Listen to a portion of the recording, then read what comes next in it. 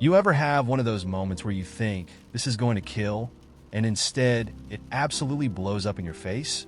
Yeah, that was me, sitting in the middle of a hotel ballroom last Saturday night, watching my best friend Ryan's face turn the color of a collapsing star while my joke hung in the air like the smell of burnt toast. Let me set the stage. Ryan and I go way back, college roommates turned business partners turned practically family.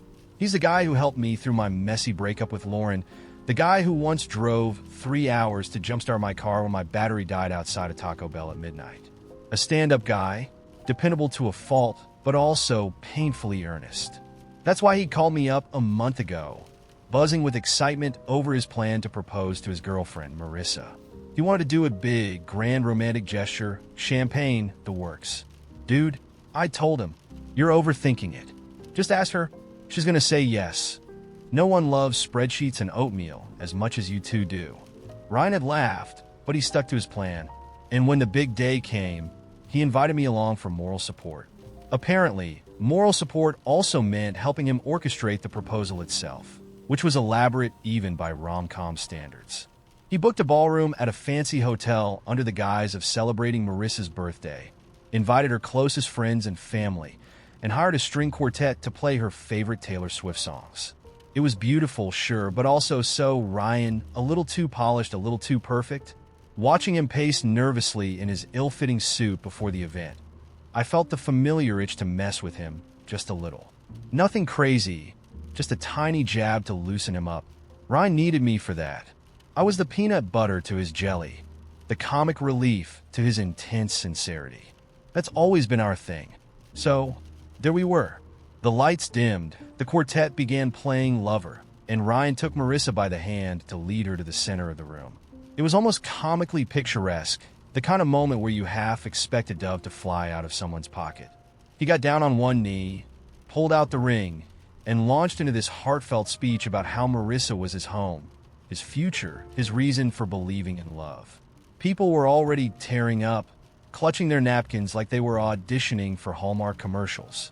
And that's when it hit me, the perfect line, right as Ryan asked, "Marissa, will you marry me?" I shouted, "Only if she gets a prenup, bro." The timing was flawless. I mean, comedic precision, right? I was expecting a ripple of laughter, maybe even a round of applause for the guy who dared to cut through the cheesiness.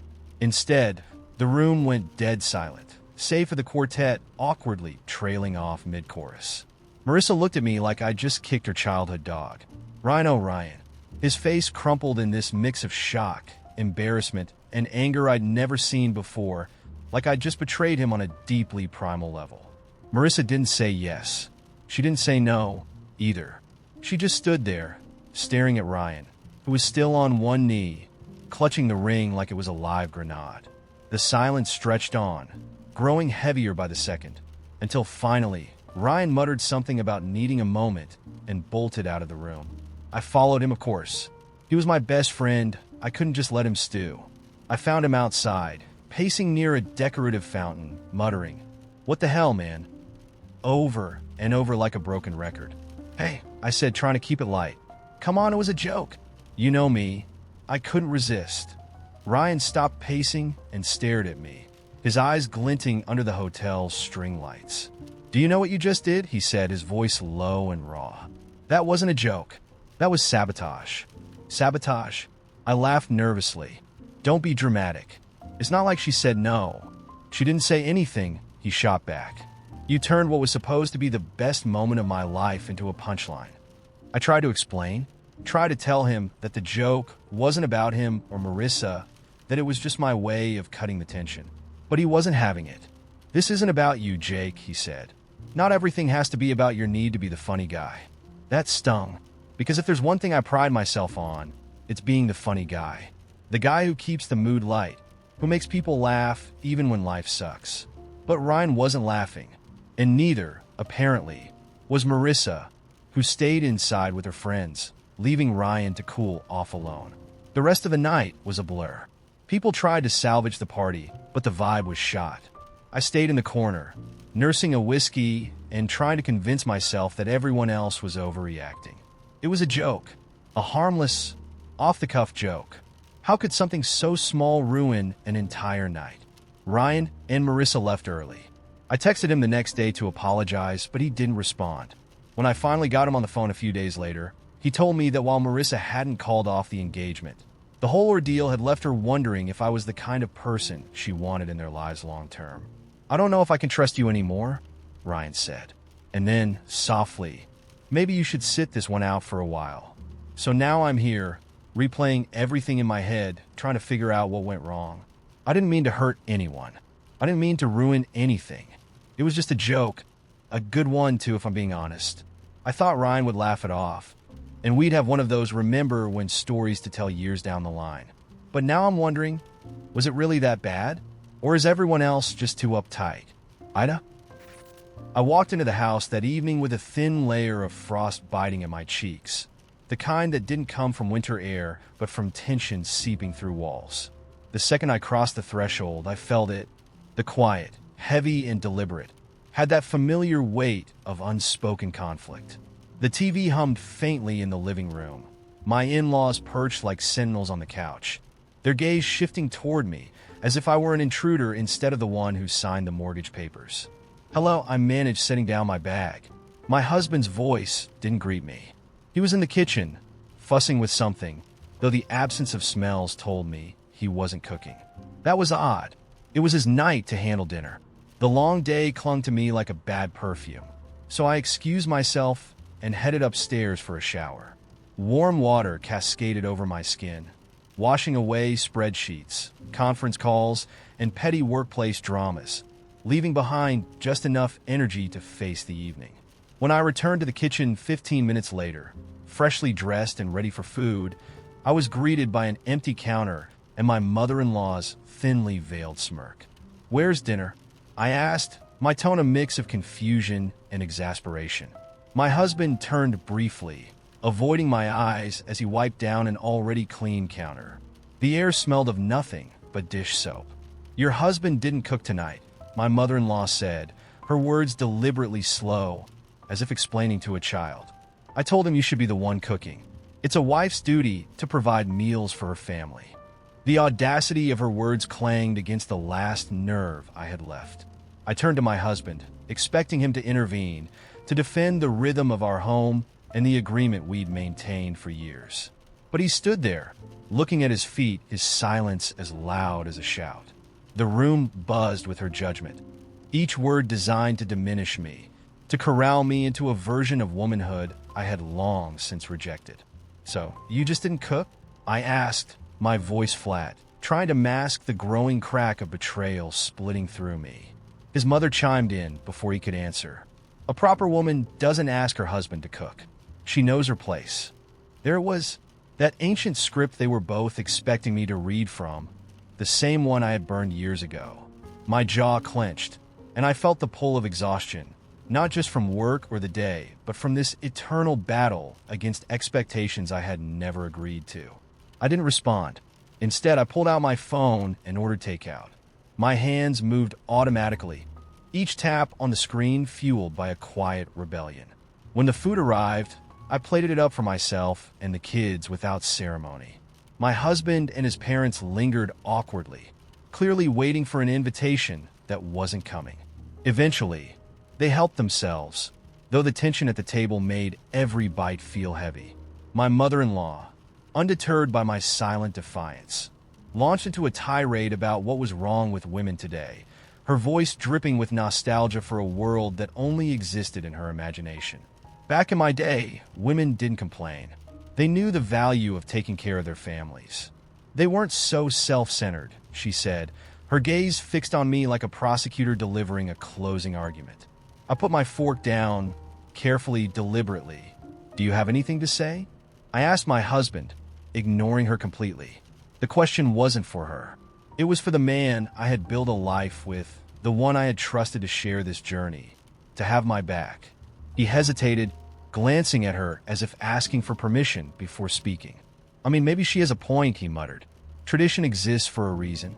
Maybe you should try, I don't know, taking better care of the house and the kids.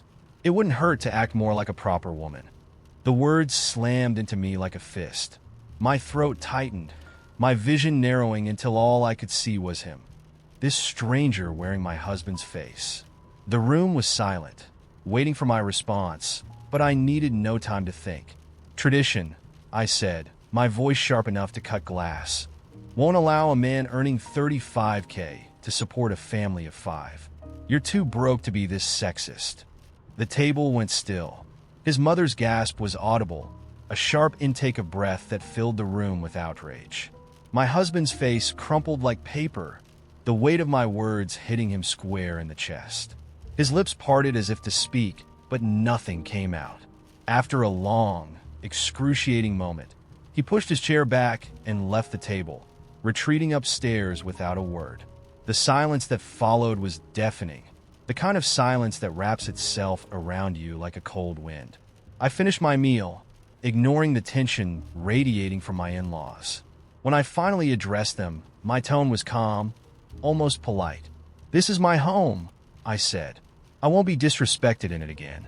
Not by you, and not by him. If that's a problem, you know where the door is." I didn't wait for a reply. I left the table and went to tuck my kids in, their small, sleepy voices grounding me in the middle of the chaos. Later, as I lay in bed, waiting for him to return, I replayed the night over and over. I had always known his parents clung to outdated ideals, but I hadn't expected him to betray the life we'd built for the sake of their approval. When he finally came back to bed, his eyes were red, his expression broken. He sat on the edge of the mattress, staring at his hands, his silence pleading for forgiveness. But forgiveness wasn't a given. It would take more than silence, more than time. It would take action, and for the first time in years, I wasn't sure he had it in. When Maya suggested we throw a joint anniversary party for her parents and mine, I was on board immediately. It sounded sweet. 2 sets of parents, both married over 30 years, celebrated together. Maya's parents were wine and cheese types who loved talking politics. Mine were beer and barbecue people who debate football stats with the same intensity. Polar opposites, sure, but that was part of the charm. But somewhere along the way, we stopped being part of the planning. Maya took over. She claimed it was easier since I was so busy with work, which was partly true, but I'd never said I couldn't help. By the time I realized how deeply she'd commandeered the project, the plans were already carved in stone. Or at least in a hyper-detailed Google Doc she gleefully shared one night while we ate takeout. "Look at this," she said, scrolling through her laptop. "It's going to be perfect." The first thing I noticed was the venue, a rustic vineyard in the middle of nowhere. It screamed Maya's parents. My parents? Not so much. The second red flag was the catering. Artisanal charcuterie boards and small bite hors d'oeuvres. My dad's a meat and potatoes guy who considers anything that comes in single bite form an insult to portion sizes. And then there was the jazz trio. My parents wouldn't even recognize the difference between jazz and elevator music. They'd probably spend half the night wondering why there wasn't a DJ. I cleared my throat. "This is nice, but do you think my parents will feel comfortable? It's not really their vibe." Maya looked at me, her expression the exact blend of pity and patience she reserves for explaining things to children. "Oh, they'll be fine. It's just one night." I tried again. "I'm just saying, maybe we could balance things out a little? Like swap the jazz for a band that plays more, I don't know, classic rock? And maybe add some heartier food options?" "Classic rock? Are we planning a wedding in 1978? She laughed, and then, seeing my face, softened her tone. "Babe, I got this. Trust me, it'll be great." And there it was, trust me. Maya loved that phrase. It was her shorthand for "you're wrong," but I'm too polite to say so. I told myself to let it go, but the more I thought about it, the more annoyed I got. I wanted my parents to have fun too, not just survive a night tailored entirely to Maya's vision. That's when my stupid, stubborn brain hatched a plan. Maya was out the next evening for yoga, and I sat staring at her Google document. The cursor blinked at me, almost taunting. If she wouldn't listen, maybe I'd just adjust things myself. Nothing major, just some tweaks to make it more balanced. I added a brisket station to the menu. Replaced the jazz trio with a cover band I knew my dad loved. For the seating chart, I moved her parents a little closer to mine, figuring some proximity might help bridge the gap. By the time I finished, the event felt more equal. The next morning, Maya walked into the kitchen holding her laptop, her face tight. "Did you edit the party plans?" I froze mid-coffee pour. Yeah, just a few small changes." "Small?" she said, her voice dangerously calm. "You gutted half the event." I set the mug down. "I didn't gut anything. I just made it fair. You were ignoring what my parents might like." Her eyes narrowed. "I wasn't ignoring them. I just knew they'd go along with whatever we planned because they're easygoing. Your dad doesn't need a band playing Free Bird to have a good time." That stung. "And your parents can't survive without a jazz trio and tiny plates of cheese? Come on, Maya. You planned this whole thing like it was just for them." "It's not my fault your parents don't care about this stuff," she snapped. "They're laid back, right? Why does it matter?" I laughed bitterly. "Because it's supposed to be for both sets of parents, not just yours. You didn't even ask me what my family would want." Maya's voice got icy. "Well, maybe if you'd helped plan from the start, we wouldn't be in this mess." The argument spiraled from there, circling the same points until she finally said, "You know what? Forget it. Let's cancel the whole thing. Clearly, we can't agree on anything." "Phoenix," I shouted, even though it wasn't fine at all. I didn't want to cancel. I wanted her to see my point.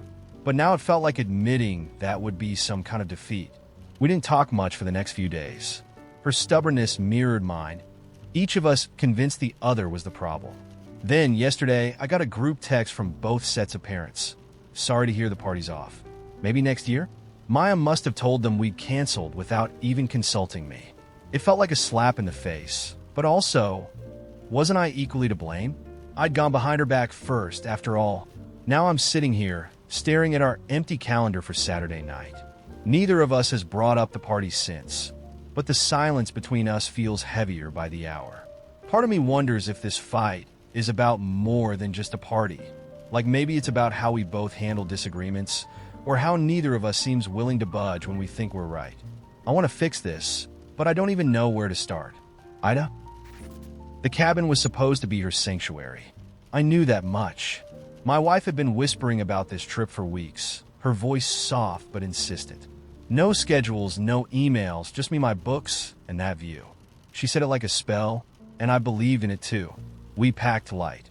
Her books, my fishing rod, and an unspoken promise that this time I wouldn't let the world intrude. But then, as if conjured by the very magic we were trying to escape, my parents appeared. Well, my dad was expected. It had been our tradition since I was old enough to hold a rod. Early mornings on the lake where words felt as unnecessary as bait.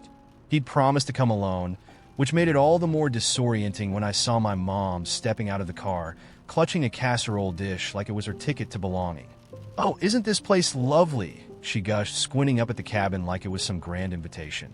I froze, keys in hand, torn between politeness and panic. My wife was inside, blissfully unaware of this derailment. I should have said something right then, should have stopped her on the porch with a gentle, firm, "Not this time, Mom." But I didn't. Instead, I mumbled something about unpacking and fled to the lake with my dad, who conveniently avoided eye contact. If guilt had a smell, it would have been the damp metal of the tackle box I carried. Hours passed in relative peace. The fish weren't biting much, but my dad and I didn't mind. We cast lines and let the silence fill in the gaps of what we couldn't say. I told myself everything would be fine. My mom was just visiting. My wife would set boundaries, and they'd coexist. Women were better at navigating those social minefields anyway, weren't they? At least it's what I told myself as the sun dipped low. When we finally trudged back, the scene inside hit me like a hook snagged too deep. My wife was nowhere to be seen. Her book abandoned on the couch, her dinner plate conspicuously missing from the table. My mom, on the other hand, was in full martyr mode, a wooden spoon clutched in her hand like a scepter. "Well, I hope you two enjoyed your little fishing trip," she said, her voice tight as she stirred something on the stove. "I've been running this whole household by myself." I frowned. "What are you talking about?" She gestured around as if the cabin was some sprawling mansion. "Cooking, cleaning, making sure everything's nice." And she spat the word like venom. She just sat there, didn't even offer to help, took her plate, and shut herself in the bedroom like a teenager. "Mom," I began, but she steamrolled right over me. No, you listen to me.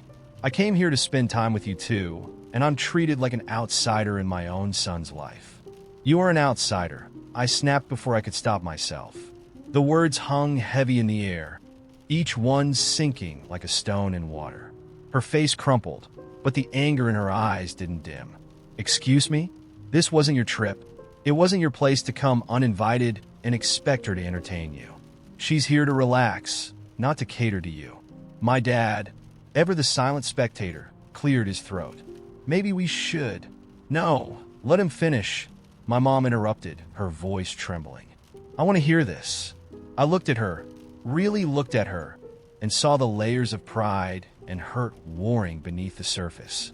But I couldn't back down. Not this time. You hijacked her vacation, Mom. She doesn't owe you anything, and neither do I. Next time, stay home unless you're actually invited. Her jaw tightened, and for a second, I thought she might yell, might let loose every guilt-laden phrase I'd grown up hearing. But instead, she turned on her heel and marched out of the cabin, slamming the door so hard it rattled the windows. My dad hesitated, then followed her with a resigned shrug, muttering something about cooling off. I stood there, listening to the car engine roar to life and fade into the distance. The silence they left behind felt both liberating and suffocating. I found my wife in the bedroom, curled up with her book. She looked up as I entered, her eyes scanning my face like she was searching for something. "They're gone," she asked quietly. "Yeah." I sank onto the bed beside her, running a hand through my hair. I told them the truth, probably too much truth. Her lips twitched, almost a smile. "Thank you." It hit me then, the weight of what she'd been asking for all along. Not just peace, but the kind of love that protects it. I'd promised her sanctuary, and I'd failed. But this time, I'd try to make it right. We spent the rest of the evening on the porch, watching the stars blink into existence. Each one a reminder of how small our problems were in the grand scheme. For the first time that day, I let myself exhale. The cabin had done its job after all. It stripped away the noise, leaving just us, exactly as we needed to be. The house was too quiet without her, too orderly. Karen had this way of filling every space, not with noise, but with her energy. Even during the last months, when her body was failing, her spirit lingered in every corner of our home. I sometimes half expect to see her in the kitchen, spinning one of her carefully curated playlists, Nina Simone, Fleetwood Mac, a little Sinatra, and humming along as she brewed her green tea. But now it was just me, the faint creak of the floorboards, and a closet full of memories I hadn't yet figured out how to face.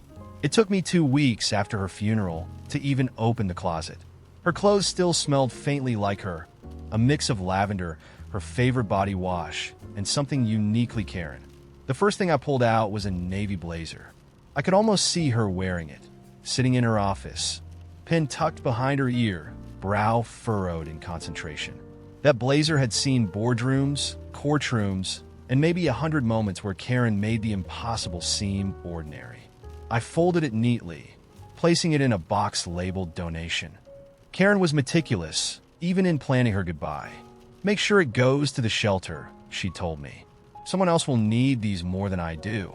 It's not just clothes, it's armor." Enter Sarah. My sister never quite grasped the concept of subtlety, or empathy for that matter, at Karen's wake, where people came to mourn the loss of a remarkable woman. Sarah hovered like a hawk. She wasn't crying, wasn't reminiscing. Her eyes flicked over Karen's belongings as if taking inventory. I noticed her glance at Karen's watch, her handbag, and finally the picture slideshow we'd set up. When she found me standing by the coffee table, she pounced. "So," she began, lowering her voice just slightly, "what are you planning to do with Karen's wardrobe? You still here, hoping idee Misha." "Excuse me?" "Her clothes," she said, pressing on. "I was thinking it might be nice to pick out a few pieces. You know, as keepsakes." It was like a needle scratching a record. People were crying 5 feet away. Yet here she was, trying to divvy up Karen's life. I didn't bother answering, just turned away and pretended I hadn't heard her. She didn't press me that night, but I knew she wasn't done. Months passed, and grief became my quiet companion. I wasn't really ready to be around people, but when Mom insisted I come to her birthday dinner, I agreed. It was supposed to be a simple evening, a break from the endless weight of loss. Instead, it became yet another stage for Sarah's antics. Dinner was nearly over when she cornered me again, this time with a glass of wine in hand and a smile that didn't reach her eyes. "I don't mean to bring this up here," she began, clearly meaning exactly that, "but about Karen's clothes?" "Sarah, no," I said, already exasperated. "I told you before, they're going to the shelter." Her face darkened. "To strangers? You'd rather give them to strangers than to your own family?" "Yes," I said, my voice sharper now, "because that's what Karen wanted." She scoffed, leaning in like she was about to impart some grand revelation. Karen was always selfish. Even in death, she's still trying to make it all about her. I didn't know I could feel rage and sorrow at the same time until that moment. "What did you just say?" I asked, though I'd heard her perfectly. "She thought she was better than everyone else," Sarah continued, emboldened. "Always so high and mighty. And now you're letting her make decisions from the grave? It's ridiculous." The room seemed to go silent, though I could still hear forks clinking against plates. "You know what, Sarah?" I said, my voice dangerously calm. "I would rather burn every single piece of Karen's clothing than let you have even a thread." Her face crumpled like a paper mask.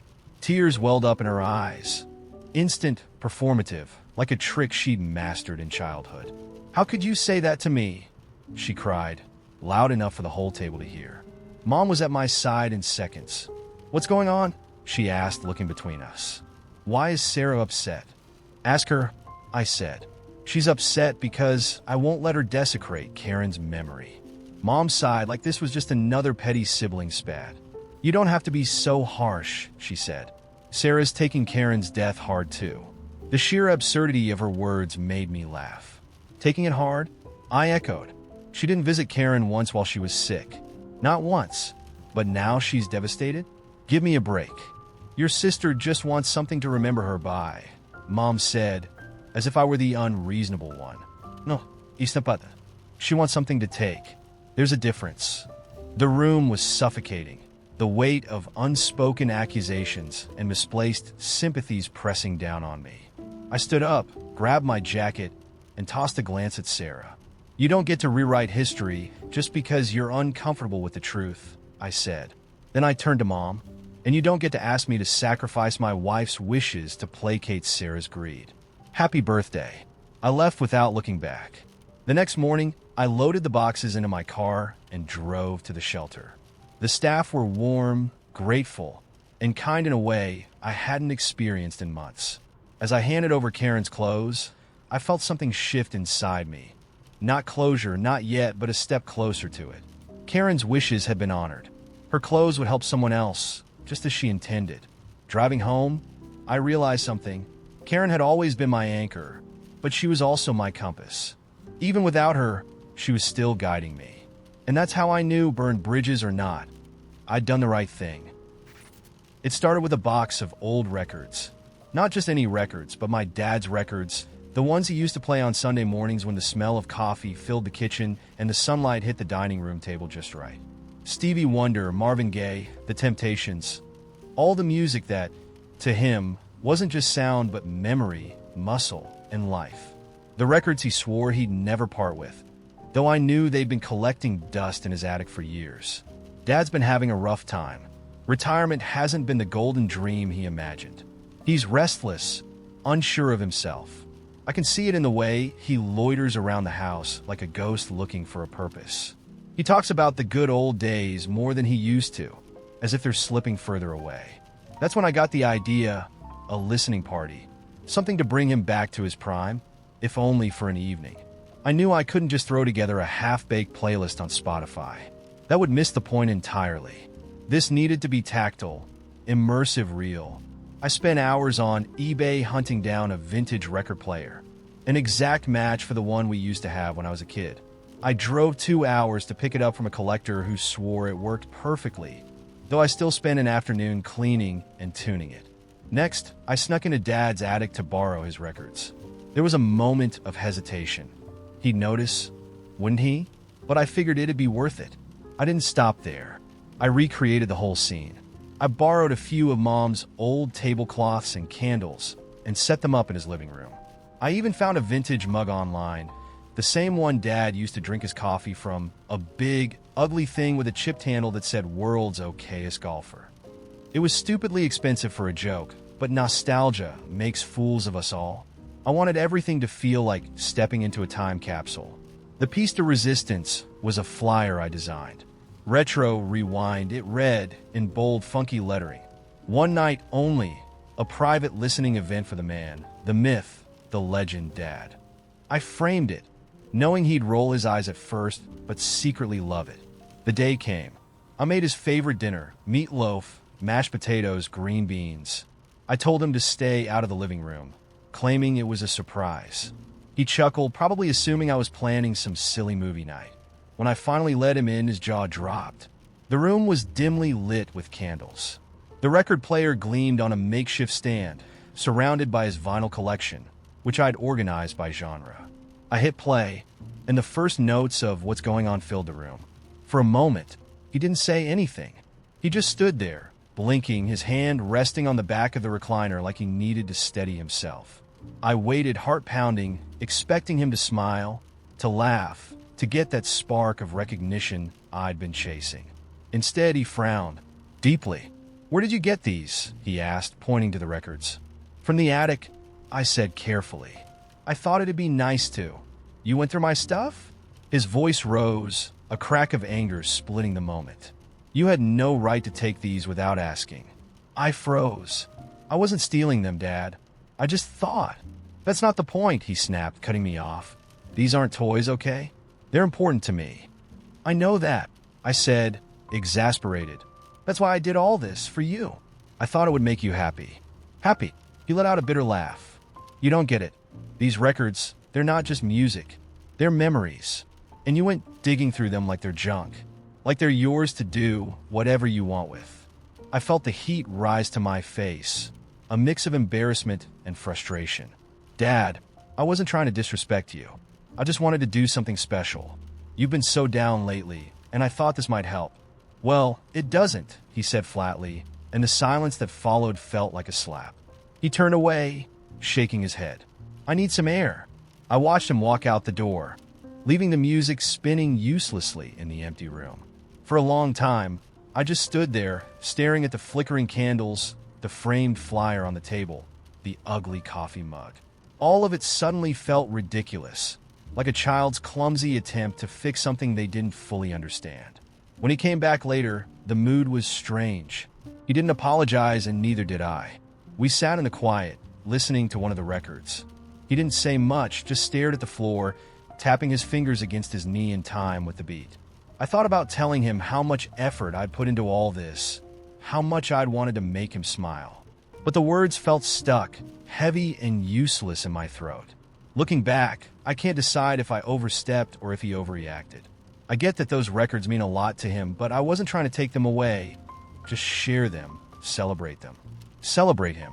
Was I wrong to think he'd appreciate that? Did I miss some unspoken boundary? Or is he so stuck in his own head he can't see when someone's trying to love him? So now I'm left asking myself, AITA? It started with the smell. A subtle, sneaky odor of burnt toast that slithered its way into my apartment every morning at precisely 6:13 a.m. At first, I thought it was my imagination. Maybe I was dreaming about breakfast. But as the weeks went on, the smell became impossible to ignore, creeping in under the door, through the vents, even seeping into my clothes. It didn't matter if I was asleep, on a Zoom call, or binge-watching some mind-numbing reality show. The smell was there, like an uninvited guest I couldn't evict. The culprit, I quickly deduced, was Randall, my upstairs neighbor, a man whose very existence seemed to defy the laws of social decency. Randall was a walking stereotype of bachelorhood gone sour. Permanently rumpled sweatpants, greasy comb-over, and a fondness for playing trombone at odd hours. But his greatest crime, by far, was his toaster oven. It was his weapon of choice in what I can only describe as a war on my senses. I decided to address the issue diplomatically. One evening, I went upstairs and knocked on his door. He answered with half a Pop-Tart dangling from his mouth. "Hey, Randall," I said, trying to sound friendly. "I think there might be an issue with your toaster. I've been smelling burnt something every morning." Randall squinted at me like I'd just accused him of treason. "I like my toast a little charred," he said, as if that was a universally acceptable lifestyle choice. "You should try it. Adds character." Then he shut the door in my face. From that moment, diplomacy was dead. The next morning, the smell was worse. I opened my window to get some air, only to discover that Randall had decided to air out his apartment by propping his door open. The burnt toast fumes wafted into the hallway like a toxic cloud, ensuring no escape for me. That was the moment I realized this wasn't negligence.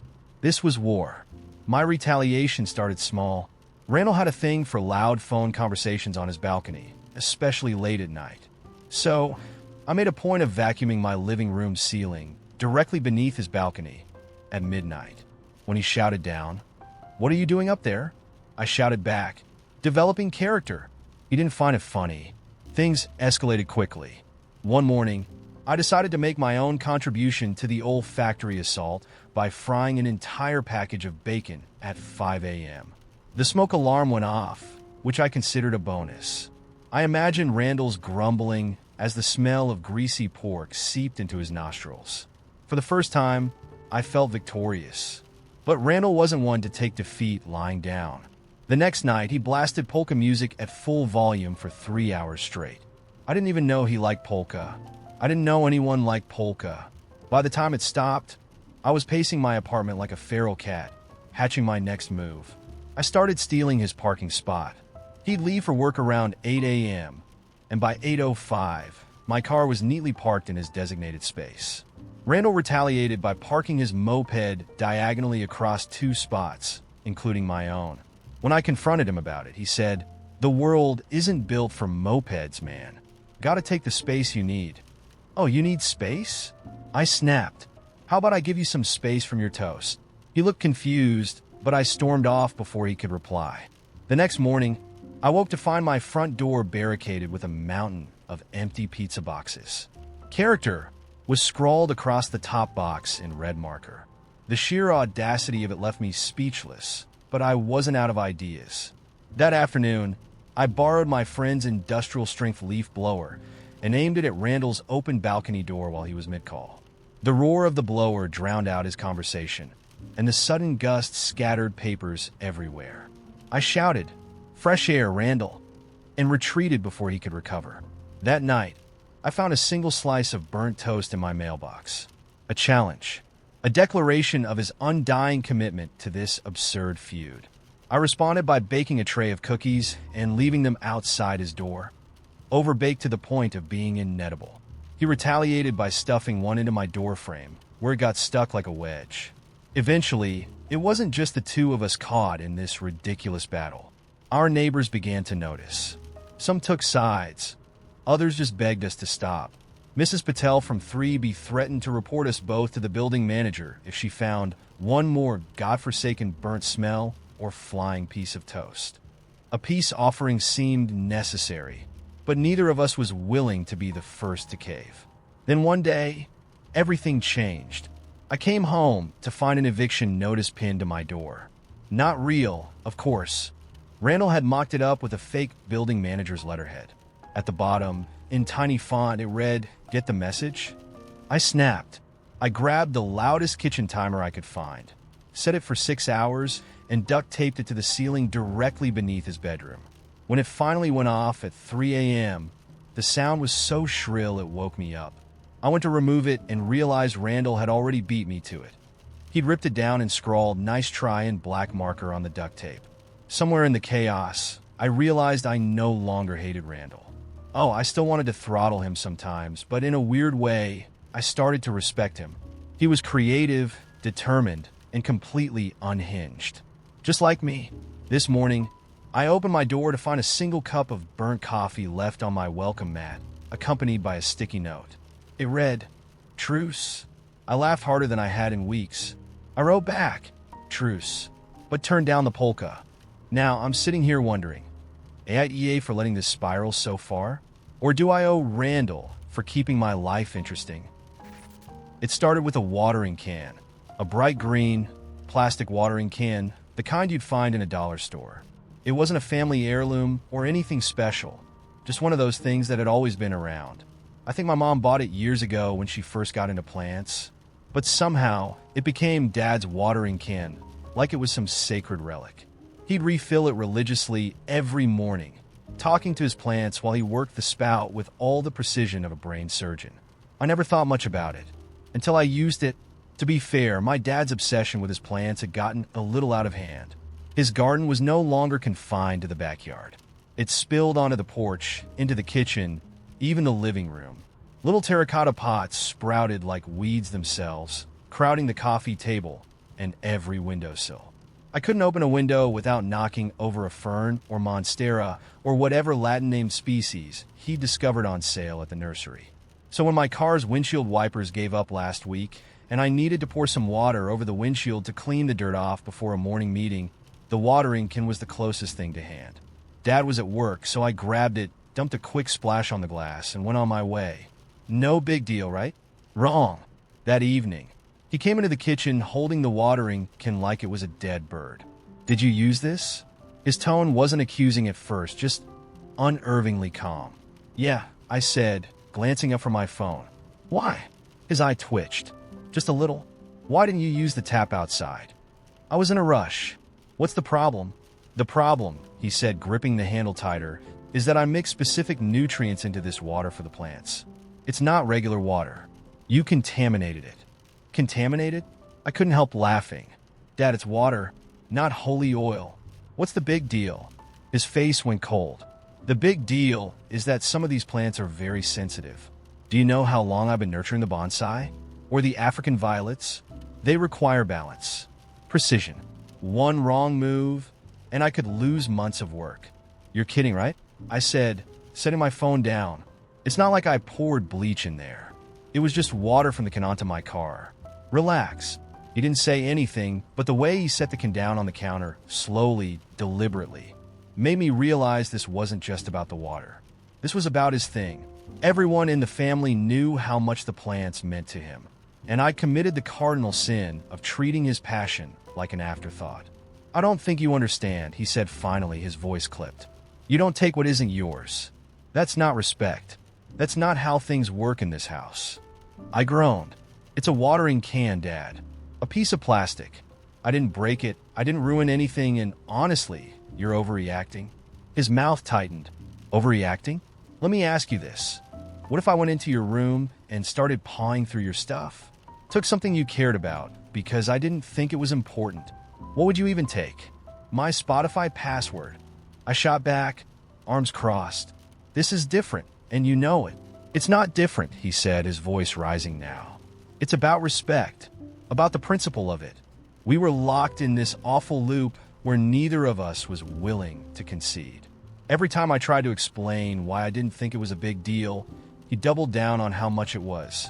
I started to feel that irrational anger creeping up, the kind that makes you dig your heels and even deeper, not because you're right, but because you don't want to give the other person the satisfaction of being right. The next day, the escalation began. I woke up to find my phone charger missing from the nightstand. It wasn't hard to guess where it went. Dad had an old flip phone, so there was no way he needed it. Sure enough, it was sitting on the kitchen counter, unplugged, next to a sticky note. Hope you don't mind. Thought it wasn't a big deal. Very mature, I muttered, crumpling the note. But it didn't stop there. My favorite mug disappeared the next day, replaced by a mason jar with a similar sticky note. Then my sneakers, which I found stuffed behind the couch after Dad decided to borrow them for a quick trip to the garden store. When I confronted him, he shrugged and said, "If it's no big deal to borrow things, then it shouldn't bother you. You're literally being petty on purpose," I snapped. "This isn't even about the watering can anymore." "No," he said evenly. "It's about showing you how it feels when someone disrespects your boundaries." "Boundaries?" I laughed bitterly. "You act like I violated your civil rights. It's a watering can, not the Magna Carta." "Keep laughing," he said, turning back to his plants. "You'll care when it happens to something important to you." That night, I came home to find my laptop missing. He'd hidden it in the hall closet for safekeeping. But by then, I was so frustrated I couldn't even argue. We were speaking in snipes and passive-aggressive comments, both of us retreating into our corners like boxers between rounds. Mom tried to mediate at dinner, but all it did was drag her into the middle of the fight. She took Dad's side, of course. She always did. Now I'm stuck wondering if I'm really the bad guy here. Did I disrespect his hobby? Maybe. But does that justify him turning this into a full-on Cold War? I can't tell if I'm being stubborn or if he's the one who's out of line. AITA. The day I lent Veronica the money, the sun was too bright, the air too warm, and my coffee too bitter. One of those mornings where every small thing seemed to tug at my nerves. I almost said no, not because I didn't want to help her, but because I knew her. Veronica was the kind of person who could turn a molehill into a mountain and then expect you to climb it with her. But when she called, her voice cracking like an old record, I couldn't bring myself to say it. "It's just this once," she said, pacing my living room like a caged animal. Her bag was slung over one shoulder, her phone gripped tight in her hand. "I swear, Nora, I'll pay you back as soon as my next paycheck comes in." She needed $800. Rent was late, her roommate had bailed, and her job was dragging its feet on reimbursements for a business trip she'd paid for out of pocket. All valid reasons, and yet there was that gnawing sense that this wasn't a good idea. Still, I handed over the cash with a small smile and a quiet hope that I wouldn't regret it. Weeks turned into months. At first, I didn't say anything because I figured she'd bring it up on her own. She didn't. Instead, Veronica kept up her usual whirlwind of plans and drama. She'd text me about dinner parties and yoga retreats, about this absolutely life-changing skincare product she'd discovered, or the boutique candle she was splurging on for her apartment. I'd catch glimpses of her life on Instagram. A new haircut, brunches with friends, concert tickets. Meanwhile, my savings account sat $800 lighter, and my patience wore thinner with every photo of her smiling over an avocado toast. The first time I asked her about it, I kept my tone light, like we were talking about something as trivial as what to order for lunch. "Hey, any update on that money?" "No rush, just wanted to check in." She froze for a second, then laughed, a nervous, high-pitched sound that didn't quite reach her eyes. "Oh God, Nora, I've been meaning to talk to you about that. Things have been so crazy. You wouldn't believe. But I'm getting everything sorted. Soon, I promise." Soon became her favorite word. Soon I'll have it. Soon. I'll be caught up. Soon. You'll see I'm good for it. But soon never came. Instead, I watched her continue to spend money on things she didn't need while conveniently forgetting the one thing she owed me. The second time I brought it up, my frustration was harder to hide. We were at lunch, one of those places where the menu is handwritten in chalk and the waitstaff call you babe. She was halfway through describing some overpriced spa retreat she was planning with her work friends when I interrupted her. "Veronica, I don't want to be a buzzkill, but when are you planning to pay me back?" Her smile faltered. "Oh, come on, Nora. I told you things are tight right now. I'm doing the best I can." "Tight?" I said, trying not to sound accusatory. "Tight doesn't look like weekend getaways and $12 cocktails." Her face hardened. "Wow, way to rub salt in the wound. You know I'm stressed out, and now you're throwing this in my face? I thought we were friends." I wanted to scream. Friends? Friends didn't let friends become human ATMs. But instead of fighting, I swallowed my irritation and let the subject drop. For now. Things escalated a week later. Veronica invited me to a housewarming party for one of her friends. A low-key gathering that turned out to be a sprawling rooftop event with catered food and a DJ. She was wearing a new dress, carrying a clutch that looked suspiciously designer. As I stood there nursing a drink I couldn't pronounce, watching her flit from group to group like some kind of social butterfly, I couldn't hold it in anymore. "Can we talk for a second?" I asked, pulling her aside to a quieter corner. "What's up?" she said, her smile dimming as she caught the look on my face. "I don't want to do this here, but I need to know what's going on with the money. It's been months, Veronica. Months." She sighed, long and theatrical, like I just asked her to donate a kidney. "Nora, you're being really intense right now. This isn't the time or place." "When is the time or place? Because it seems like every time I ask, you have another excuse." She crossed her arms, her expression turning defensive. "You know what? Maybe I should have just gone to a bank. At least they don't guilt trip you every 5 minutes. That hit a nerve. Are you kidding me? A bank would have charged you interest and ruined your credit score by now. I gave you a no-strings-attached favor, and this is how you treat me? Favor, she snapped. You're acting like I've stolen from you or something. It's $800, Nora, not the end of the world. You're making such a big deal out of this. Because it is a big deal. You don't even act like you care. How am I supposed to trust you when you're out here living like the money doesn't matter? Her face flushed, whether from guilt or anger. I couldn't tell. You know what? Forget it. I'll pay you back, okay? Every penny. Just stop harassing me. That word, harassing, hung in the air between us like a bad smell. Harassing? Was that really what she thought of me? That I was the villain here? All because I dared to expect her to keep her promise? She stormed off, leaving me standing there feeling both furious and hollow. The party buzzed around me, oblivious to the mess I'd just made of our friendship. Since that night, things between us have been icy. She sent me the money eventually, in $50 increments over several months, like she was doing me a favor. But we don't talk anymore. I hear about her through mutual friends sometimes. She got a promotion, started dating someone new, adopted a cat. It's strange how someone can be such a big part of your life one minute and then just fade out the next. And now, months later, I still wonder, was I wrong? Should I have been more patient, more understanding? Or was she the one who crossed the line, treating my kindness like a blank check? The conversation started innocently enough, over a shared bottle of Malbec at our usual Friday night spot. The kind of place with dim lighting, exposed brick walls, and a waiter who always remembered how Emily liked her steak. We were halfway through dessert, a molten chocolate cake we never skipped, when I said, "What if we did Iceland this year? Northern lights, hot springs, glaciers. Imagine the pictures." Emily's spoon paused mid-dip. She gave me this look, the one that said she was already trying to let me down easy. "What if we didn't have to imagine pictures?" she countered. "What if it was white sand beaches instead of glaciers? Like somewhere tropical? I just want to turn off my brain for a week." That's when I knew this wasn't going to be simple. It never is with us, really. We're not opposites in the usual sense.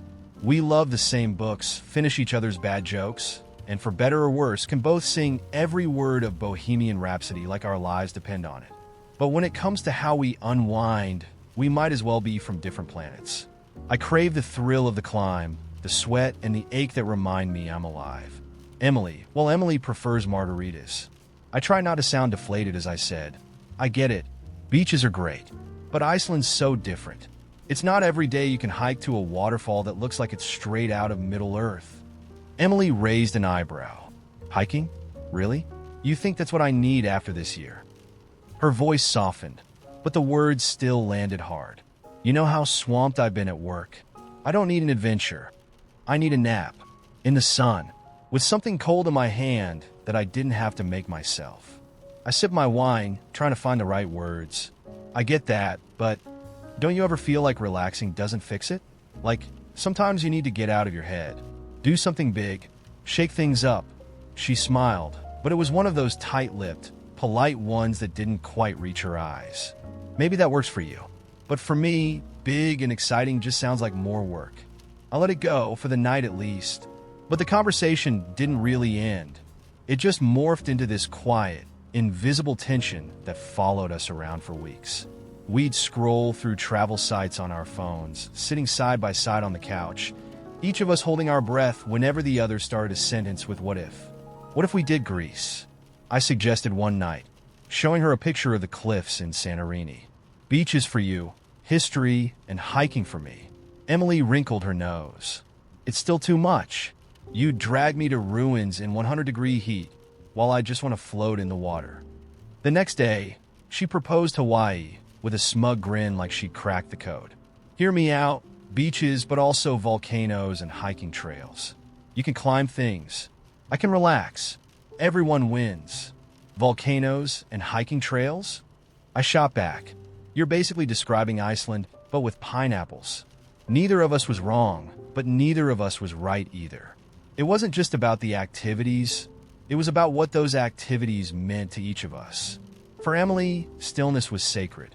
She'd spent years hustling, pushing herself in a job that never seemed to let up. A beach wasn't just a beach, it was a sanctuary, a place where she could turn the volume of the world all the way down. For me, movement was the sanctuary. My job wasn't as stressful as hers, but it was repetitive. Desk, screens, emails, hiking, climbing, exploring. It wasn't just fun. It was the antidote to everything that felt small and stifling. It reminded me that there was more out there than fluorescent lights and endless spreadsheets. We tried to joke our way through it. One night, Emily said, "Maybe we should just vacation separately. You go to the Arctic tundra or whatever, and I'll find a swim-up bar." She laughed, but I could tell it wasn't entirely a joke. Or I said, "We could spin a globe, and wherever it lands, we go. No que plans." I gave it a playful spin, and it landed in the middle of the Atlantic. We laughed until my sides hurt, but neither of us brought up the idea again. Eventually, we started talking less about where we were going and more about why we wanted to go at all. One night, after a particularly exhausting day, Emily admitted, "I know you think a beach is boring, but when I picture myself lying there, no emails, no deadlines, just stillness, it feels like the first deep breath I've taken in years." I nodded, trying to meet her honesty with some of my own. When I picture myself at the top of a mountain, looking out at something huge and wild, it's not just about the view. It's about getting there, feeling like I pushed myself, like I earned it. I miss that feeling. She rested her head on my shoulder, and for a long time, we just sat there listening to the hum of the dishwasher. "We both need this trip," she said finally, "but I don't know if we need the same thing from it." That stuck with me. How do you plan a trip for two people who need completely different things? How do you say, "Let's do what you want," when you know it means leaving your own needs behind? And how do you ask for what you need without feeling selfish? We're still trying to figure it out. Last night, Emily suggested a cruise, an idea that made my skin crawl at first, but she argued it could give us a mix of both. "You can hike on shore excursions," she said, "and I can stay on the deck with a book." I didn't say yes, but I didn't say no either. It's not perfect, but maybe it's a start. Or maybe it's just another way of putting off a decision we can't seem to make. So now I'm wondering, if we can't agree, should one of us just give in? Should I trade glaciers for margaritas? Or should she trade beach chairs for hiking boots? Would either of us really enjoy the trip if we knew the other was silently wishing we were somewhere else? For 2 years, I'd been crafting a wedding that felt like it belonged to us. A love letter wrapped in cobwebs, dripping with black lace, and lit by flickering pumpkin lanterns. The venue had been booked ages ago, its ancient stone walls promising just the right amount of mystery. I wanted a night where we could be ourselves, where romance was carved from darkness, and joy came with a twist of the unexpected. But 6 weeks before the big day, my family decided to take a wrecking ball to everything.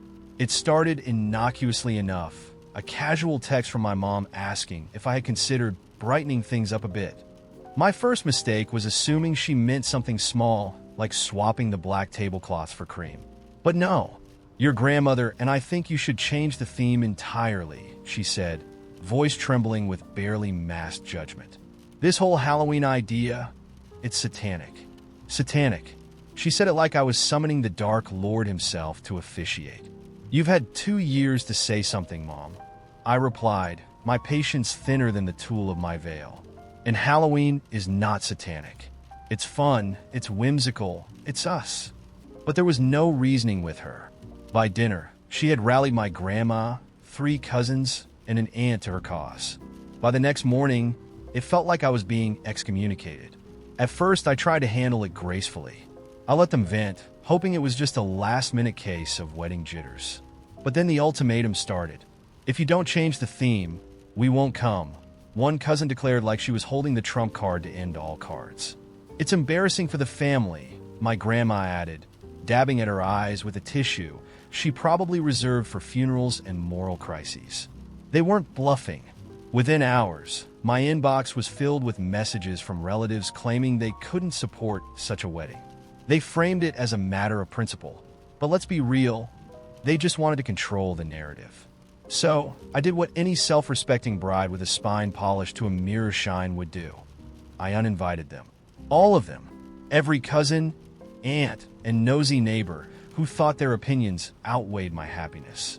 I sent out new invitations, this time with QR codes, because nothing says you're dead to me like replacing someone's RSVP link.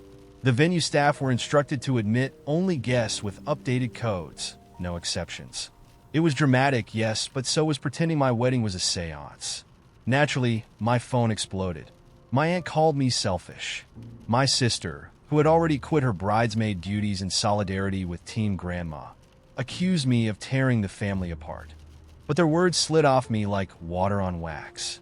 For 2 years, I had bent over backward to accommodate these people, fielding unsolicited opinions about the guest list, the food, even the way I styled my hair for the engagement photos. This was the line in the sand. The night before the wedding, I had a brief moment of doubt. I lay in bed, staring at the ceiling, wondering if I'd made a mistake. Weddings were supposed to be about love and unity, weren't they? But then I thought about the people who were coming. Friends who cheered on every quirky detail. My fiancé who adored me exactly as I was. Even his mom who gamely offered to come dressed as Morticia Addams. That's what mattered. Not the ones who wanted to rewrite my story, but the ones who celebrated it. The day of the wedding was nothing short of magical. The venue, a crumbling mansion with ivy-draped windows and creaky wooden floors, felt alive with the energy of everyone who showed up to revel in the chaos. My dress, a flowing cascade of smoky gray tulle, seemed to float as I walked down the aisle to a hauntingly beautiful violin rendition of This Is Halloween. My fiancé looked dashing in his black suit, his tie a subtle splash of blood-red silk. And our officiant, bless her eccentric heart, leaned fully into the theme with a raven feather stole draped over her shoulders. The ceremony was intimate, every word resonating in the candlelit space. When we said our vows, I could feel the weight of the moment, the kind of love that doesn't just endure but thrives, even when surrounded by shadows. After the kiss, we walked back down the aisle to cheers, sparklers, and a dramatic burst of fake fog that sent my best friend into a fit of gleeful laughter. The reception was pure joy. Guests dined under chandeliers adorned with dripping black candles while bats, paper ones, fluttered above. The dance floor became a swirling mass of costumes, laughter, and more than one drunken attempt at the thriller choreography. My favorite moment was when my college roommate, dressed as a zombie bride, caught the bouquet and promptly used it to bludgeon her boyfriend in a mock attack. What struck me most was the ease. There was no tension, no whispered criticisms, no one sulking in a corner because the napkins weren't the right shade of beige. Every guest was there because they wanted to be, and that made all the difference. Even my new mother-in-law, who initially seemed wary of the whole Halloween concept, pulled me aside to say, I was skeptical, but this is the most fun I've had in years. And you look absolutely stunning, dear. As the night wound down, my husband and I snuck away to the balcony. Below us, guests were still mingling, their laughter mingling with the faint strains of music. I leaned into him, the cool night air brushing against my skin. "We did it," I whispered. "Our way." He kissed my temple, his smile warm and content. And it was perfect. Looking back, I can't help but feel a little grateful for the drama. It forced me to see who truly had my back, who celebrated my happiness without caveats or conditions. In the end, I got exactly the wedding I wanted, a night as weird, wild, and wonderful as the love it celebrated. As for the uninvited, they can keep their opinions. I'll keep the memories. Ella was obsessed with my laundry. Not her own, mine. Specifically, the fact that I used the campus laundry service. It was like she couldn't walk into my dorm room without commenting on the neatly packed blue canvas bag by the door. "Still can't figure out how to work a washing machine?" she'd quip, smirking. At first, I laughed it off because I could tell she thought she was being funny. But after the 5th or 6th jab, the joke had worn thin. "Ella, it's not that deep," I said one afternoon when she cornered me in the common area. "I pay for the service because I hate laundry. It's not some moral failing." "Well, it is when you're spending that much money." "Who does that?" she shot back, loud enough that a few heads turned. I inhaled deeply and tried to change the subject, but her snarky comments stuck in my brain like burrs. I was over it. Why did she care so much about my choices? It wasn't her money, and it definitely wasn't her laundry. But when she brought it up again the following week, this time in front of a group of friends, I snapped. It's not a waste of money to me, I said, my voice a little louder than I intended. I guess you think it's ridiculous because you can't afford it, but not everyone has to worry about that. The moment the words left my mouth, I saw Ella's expression shift. Her eyes narrowed, and the color drained from her face. Then she laughed, but it wasn't the kind of laugh that meant something was funny. It was sharp, hollow, the sound of someone holding back a tidal wave. Wow, she said, grabbing her bag. Nice, real nice. And she left. For the next few days, my stomach felt like it was full of wet sand. I kept replaying the scene in my head, over and over, as if re-examining it would somehow justify what I said. But the more I thought about it, the worse it felt. Ella wasn't perfect. Her comments were irritating, sure. But my response had been a grenade when the situation called for a stern look at most. And then, like the universe had some twisted sense of humor, I ran into her at the campus laundromat that Friday night. I was there because I had spilled an entire cup of coffee on my favorite sweatshirt and didn't want to wait for the service to pick it up. Ella, standing by a rattling dryer, looked like she was working up the energy to teleport out the window the moment she saw me. I thought about leaving, but instead, I picked the machine next to hers. Hey, I said casually, as if we hadn't just had a massive blow-up. She didn't respond, just shoved a handful of quarters into the machine. I tried again. I shouldn't have said that. About the money. It was a really shitty thing to say. This time, she turned to me, arms crossed. You think, she said flatly. Yeah, I said. You were annoying me with all the comments, and I lashed out in the worst way possible. But that's on me, not you. I'm sorry. She stared at me for a long moment, her lips pressing into a thin line. Finally, she exhaled and leaned against the dryer. Look, I shouldn't have been on your case so much. It's just hard sometimes. My mom texts me every week to remind me not to go over budget. And I'm in here at 11 p.m. trying to save a couple bucks. And then there's you acting like spending hundreds on laundry is normal. I didn't know what to say to that, so I didn't say anything. Instead, we stood in silence, listening to the rhythmic thudding of the dryers around us. After a while, she spoke again. For what it's worth, I don't think you're a bad person. I just think you're really out of touch. That's fair, I admitted. But hey, you should have seen me trying to figure out how to separate my whites and colors earlier. You would have had material for days. That got a small laugh out of her, which felt like a minor miracle. I mean, you can just wash them together. Who's going to stop you? Laundry police? I joked, and she rolled her eyes. It wasn't much, but it was something. The next week, Ella walked into my dorm and glanced at the laundry bag by the door. For a second, I thought she was going to start up again, but she just shook her head and said, "Must be nice." It is, I said, careful not to gloat. But I still can't fold a fitted sheet. She grinned. Nobody can. And that was that. We didn't magically become best friends. And the issue didn't disappear entirely, but something between us shifted. Maybe it was understanding. Maybe it was just that we'd finally said what we needed to say. Either way, we were learning to live with each other's differences, and that felt like a win. The invitation came as a text, a bright blue bubble on a Wednesday morning that seemed like any other. Hey, just wanted to let you know we're having a little get-together Saturday night to celebrate Finn's book launch. Would love to see you there. Smiling face with smiling eyes, attached was a flyer. Yes, a digital flyer, with Finn's face and the cover of his debut novel. It was some sort of thriller, I think. Finn is my younger brother. By 3 years. He was always the creative one growing up. I was the reliable one, the practical one. I can't count how many times I heard our mom coo over his sketches or short stories while I quietly cleared the dinner table. Not that I was bitter about it. Not exactly. But something about Finn's creative pursuits always felt like a hobby taken too seriously. Like when someone wins $50 in a raffle and insists they have a knack for gambling. Cute, but come on. Anyway, back to the text. I stared at it while brushing crumbs off my desk at work, debating how to respond. A little get-together meant a party. A party meant people I didn't know Finn holding court, and, God help me, someone inevitably asking, "Oh, are you the brother?" No thanks. I typed, "Sounds great, I'll try to make it," and then promptly deleted it. Instead, I left the text unanswered and dove back into spreadsheets. Saturday came and went. I spent the evening eating microwave lasagna and watching an old horror movie.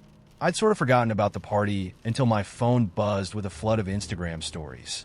There was Finn, holding a signed copy of his book while everyone cheered. Finn cutting into a cake shaped like the book's cover.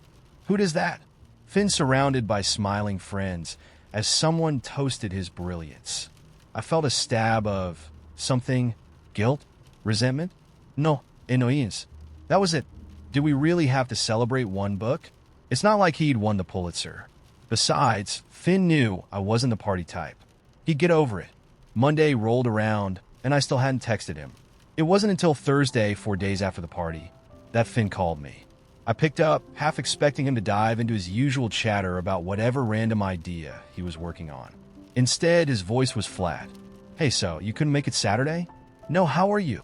No yokes. Just that. I scrambled for something to say. Yes, sorry, I was swamped. Swamped? With what? My Netflix backlog? He didn't call me out on it, but his silence stretched like a rubber band about to snap. Look, he said finally, I know it's not your thing, but it was a big deal for me. You could have at least told me you weren't coming. His words threw me. Finn never guilt me about stuff like this. He was always the happy-go-lucky sibling, brushing off missed birthdays or half-hearted congratulations with a laugh. Finn, it's just one book, I said, instantly regretting the tone in my voice, like I was explaining something obvious to a child. It's not like this was your only chance to celebrate. There was a long pause, and then he laughed, low and sharp. Wow, okay, one book. Do you even know how long I worked on it? How many times I wanted to quit? His voice rose, and for the first time, I heard actual anger. I didn't expect you to throw a parade or anything, but you're my brother. Is it so hard to just show up? I sat there gripping the phone. He wasn't wrong, but admitting that felt impossible. Finn, I'm sorry if you're upset. I'm not upset, he cut in. I'm disappointed. And honestly, it sucks to realize that you think what I do is nothing. He let out a bitter laugh. Anyway, I won't bother you about it again. Then he hung up. I didn't know what to do with the knot in my chest. He was overreacting, wasn't he? I mean, sure, I could have gone, but it wasn't like I didn't care about him. I just didn't think he needed me to validate this thing. Finn's always been a star in our family, and I've been fine in the background. Did he really need me at his party to prove I supported him? But the more I thought about it, the more I replayed his words in my head. You think what I do is nothing. Did I? Maybe not nothing, but less. And suddenly I wondered, was that why I didn't go? Because a small part of me didn't want to validate his big moment? I haven't called him back yet. I don't know what I'd even say. I'm sorry, feels too easy. And besides, what if I'm not sorry? What if I still don't think a debut novel is worth a whole evening of my life? What if he's being too sensitive and I'm just being me? But then again, if it wasn't a big deal, why does it feel like I've lost something important? The idea of getting a pet started as a joke. One of those throwaway comments Taylor made while we were binge-watching a nature documentary. A golden retriever bounded across the screen, and I said, I want one just like that. Look at those ears. Taylor, without missing a beat, replied, We're more of a cat household. It made me laugh then, but somewhere between that moment and now, the joke became a conversation. The conversation became a debate.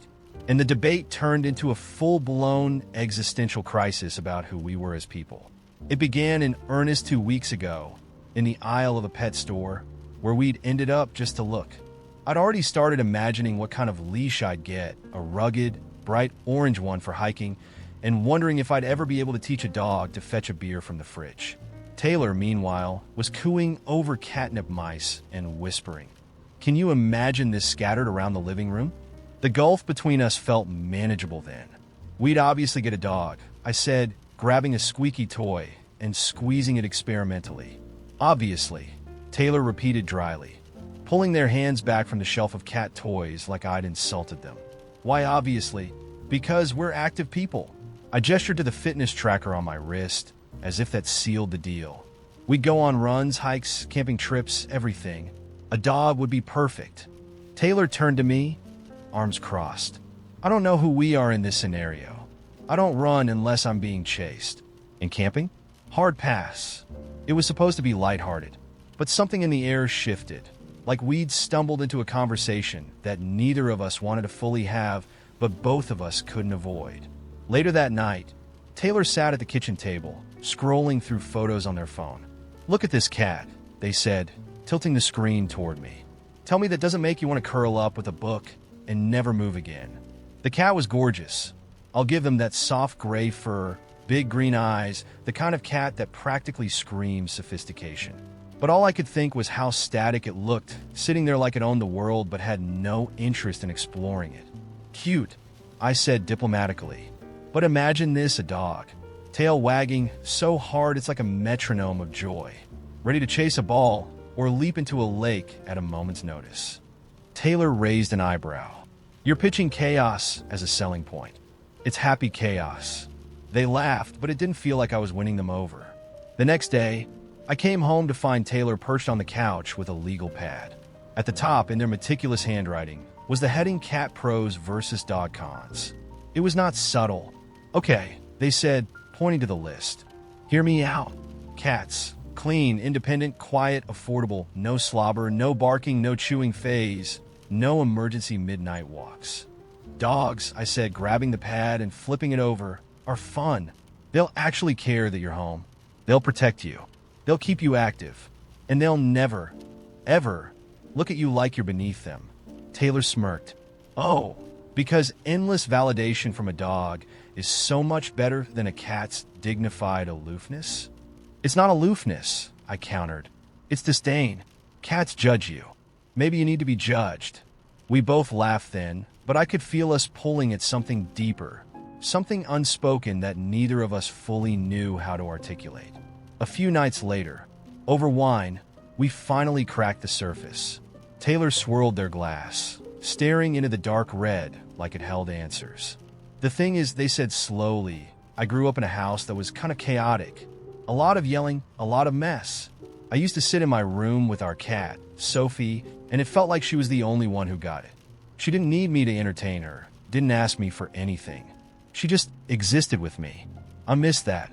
I nodded, my chest tightening. "I get that. But for me, it's kind of the opposite. My childhood was quiet. Too quiet. No pets, no noise, just me and my mom watching TV in separate rooms. Whenever I visited friends with dogs, it felt like being let into a secret club of joy. I always told myself I'd have that someday, that I'd make a home loud and messy and full of life." Taylor met my gaze, and for a moment, we just sat there, holding the weight of each other's histories. It wasn't really about a dog or a cat anymore, was it? It was about what we wanted our lives to feel like. We tried to brainstorm. What about fostering both and seeing what fit? Too temporary. What about a compromised pet, like a rabbit or a bird? Too uninspiring. What about getting both a cat and a dog? Too impractical, especially since we were renting. Then we tried to joke our way out of it. Taylor suggested a fish, and I countered with a pet rock. But underneath the humor was the growing realization that there wasn't an easy solution. The stakes felt impossibly high. It wasn't just about the pet. It was about the life we wanted to build together. And those lives, it seemed, looked very different. Last weekend, we visited an animal shelter, thinking maybe fate would help us decide. A puppy bounded up to me, licking my hand with unrestrained joy, and I thought, this is it. This is the feeling I've been chasing. Taylor, meanwhile, locked eyes with a sleek black cat lounging in the corner, its purring audible from across the room. They looked at me, smiling softly, and I knew they were thinking, this is home. We didn't adopt anything that day. On the drive home, we held hands in silence, the weight of compromise heavy between us. Neither of us wanted to admit it, but we were stuck. The kind of stuck where love isn't the problem, but maybe understanding is. We both want to make each other happy, but the question is, how do we choose between our dreams without breaking something in the process? It started with a single potato. I remember it clearly, sitting there on the counter like it had been beamed down by aliens. Not in a bowl, not on a plate, just a lone, naked potato. I glanced at it on my way to the fridge for some leftover lasagna. Weird, I thought, but didn't give it much more attention. When you've lived with your roommate for 2 years, odd little occurrences don't exactly faze you. Except the potato was still there the next morning. I stood in the kitchen, staring at it like it might explain itself. "Hey, Theo," I called out. "Is this your potato?" My roommate shuffled into the room, still half asleep, clutching his stupid dinosaur mug. He squinted at the counter like he didn't know what I was talking about, then muttered, "Nah, not mine," and wandered back to his room. I should have just thrown it out, but for some reason I didn't. I think part of me wanted to see how long it would stay there. A social experiment, if you will. So, I left it. Day after day, it became this unspoken presence in our kitchen. Every morning, I'd walk past it on my way to the coffee machine. Every evening, I'd spot it as I grabbed a beer from the fridge. Neither of us touched it, mentioned it, or even acknowledged it beyond a passing glance. Until Theo escalated. One night, I came home late from work and nearly tripped over a pair of muddy boots smack in the middle of the hallway. I looked around, expecting Theo to pop out and explain why his shoes were suddenly a booby trap, but the apartment was quiet. I kicked them to the side and went to bed. When I woke up, the boots were back. Not just back, but placed precisely where I'd found them, like they were performing some avant-garde installation art. "Theo," I said at breakfast, keeping my voice calm. "What's with the boots?" He shrugged, chewing his cereal. "What boots?" "The ones in the hallway," I pressed. "You know, the ones you've been staging like it's a crime scene." "Oh," he said, with the blonkiest expression I've ever seen. "You mean those boots?" No idea how they got there. And that was it. He went back to eating like we hadn't just had the most infuriatingly cryptic exchange of my life. That's when it clicked. This wasn't about boots. Or potatoes. It was about control. Somewhere along the way, Theo and I had stopped being cooperative roommates and turned into passive-aggressive gladiators. The potato wasn't just a potato anymore. It was a battle flag, a symbol of defiance. And I wasn't about to be outplayed in my own home. The next morning, I left my plate and fork in the sink. I usually wash my dishes right after using them, but not today. Today, I was making a statement. Theo didn't say anything, but I could feel him noticing. By the second day, his cereal bowl joined my plate. By the end of the week, the sink was a chaotic tower of greasy pans and cups, like a monument to our mutual stubbornness. But Theo wasn't content with just letting the sink fester. Oh no, he had to go bigger. A few days later, I came home to find a pile of unopened mail stacked on the coffee table. None of it was mine, yet it sat there, bold as brass. I retaliated by leaving my laundry basket in the middle of the living room. "Forgot to fold it," I said when Theo asked. He just nodded, clearly plotting his next move. Things escalated quickly after that. The trash can overflowed, and neither of us emptied it. The recycling bin became a Jenga tower of cardboard and cans. One night, I found my toothbrush missing from the bathroom sink. When I asked Theo about it, he smiled a slow, infuriating grin and said, "Oh, I think I saw it in the living room." Sure enough, there it was balanced on top of the remote like some kind of prize. I didn't even bother asking why. Instead, I moved the potato from the kitchen counter to his desk. The next day, it showed up in my shoe. It was worn out, plain and simple. But the worst part? Neither of us wanted to surrender. Every time I thought about giving in, about being the bigger person and saying, "Hey, maybe we should talk," my pride shoved the idea straight into the trash pile we refused to take out. The more Theo ignored the mess, the more determined I became to match his apathy. We were like two idiots in a standoff, each waiting for the other to flinch. The apartment descended into chaos. Dust bunnies grew into dust monsters. The fridge smelled like death. I once saw a cockroach run across the counter, look at the mess, and just give up on life. Theo and I avoided each other as much as possible, like strangers trapped on a sinking ship who refused to admit it was sinking. One night, I came home late, exhausted, and found Theo on the couch, eating a slice of pizza directly out of the box. There were crumbs everywhere, on the cushions, on the floor, in his lap. He glanced up at me, and for a second, I thought he might say something. Instead, he patted the couch and said, "Want some?" I stood there, torn between laughing and screaming. The absurdity of it all hit me like a ton of bricks. Here we were, two grown adults living in a pigsty because neither of us could swallow our pride long enough to clean a damn potato. I didn't know whether to cry or throw the pizza box out the window. So I just sat down, grabbed a slice, and ate in silence. We didn't talk about the mess, or the potato, or the fact that our apartment smelled like a dumpster. We just sat there, two idiots in the middle of the wreckage we created, pretending everything was fine. And now, weeks later, the potato is still there. Well, not the potato. It rotted, eventually, but its spirit lives on in the mess we've both decided to ignore. I know I should be the one to break the cycle, to call a truce, and maybe, just maybe, clean up, but every time I think about it, I hear Theo's smug voice saying, "What potato?" And I just can't do it.